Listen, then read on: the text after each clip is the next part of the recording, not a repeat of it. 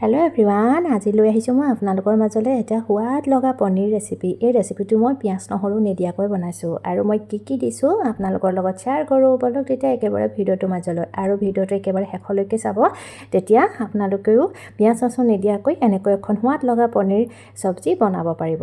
এইফালে এখন কেৰাহী ল'লোঁ, কেৰাহীখনত অকণমান ৰিফাইন তেল দিছোঁ আৰু এই ৰিফাইন তেলখিনি গৰম এতিয়া হৈ গৈছে। আৰু এতিয়া ইয়াত মই দি দিম বগা জিৰা, কালা জিৰা, মেথি, এই তিনিটাই দিছোঁ এতিয়া প্ৰথম।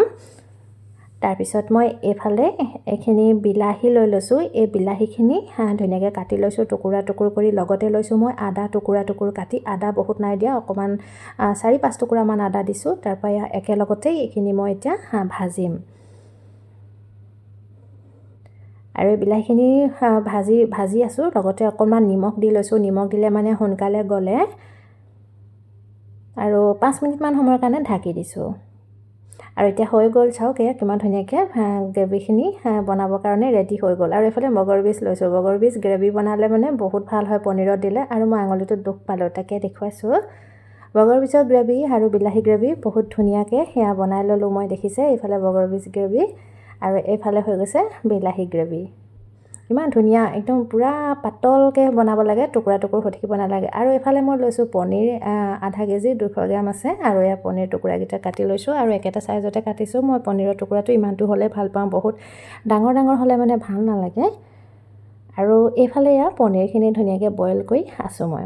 পনীৰ বইল কৰি ল'লে ভাল হয়, কোমল হয় আৰু নহ'লে টাইট হৈ যায় পনীৰখিনি।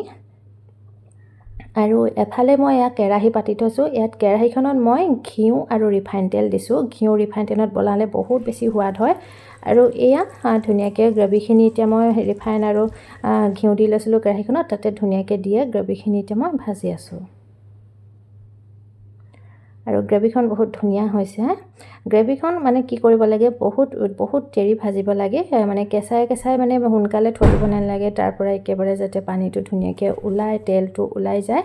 এয়া চাওক, একদম তাৰ পৰা পানী যিমান আছিলে চব ওলাই গৈ এতিয়া ধুনীয়াকৈ তেলো এৰি দিছে। আৰু আমাৰ গ্ৰেভিখন ধুনীয়াকৈ হৈ আহিছে।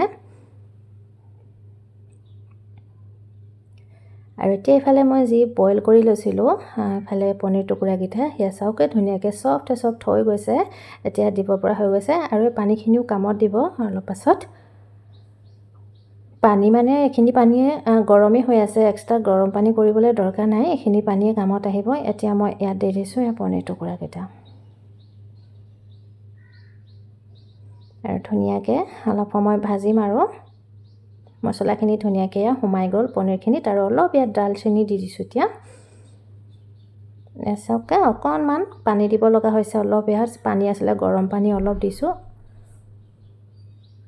পানী অলপ দিলোঁ, পটককৈ মোৰ মানে ভিডিঅ'টো ক্লিক নহ'ল, সেইটো কাৰণে পানী অলপ ইয়াত দি দিলোঁ।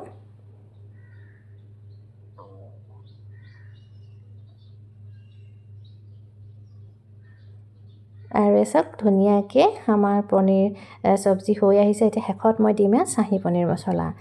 মই পনীৰত বেলেগ বহুত মছলা নিদিওঁ, চাহী পনীৰ মছলাটো দিওঁ, তাৰপিছত দালচেনি দিওঁ। পিঁয়াজ ৰচুন যেতিয়া নিদিয়াকৈ বনাওঁ তেতিয়া এনেকৈ বনাব পাৰি, বহুত ভাল হয়, বহুত সোৱাদ হয়। আৰু চাহী পনীৰটো দিলে, মছলাটো দিলে মানে সোৱাদটো বেছি ভাল হয় পনীৰ চব্জিত। এয়া চাওক কিমান ধুনীয়াকৈ হৈ আহিলে। আৰু মই ইমানটোতে ৰাখি দিছোঁ, অকণমান ঠাণ্ডা হ'লে গ্ৰেভিখিনি আৰু ডাঠ হৈ যাব।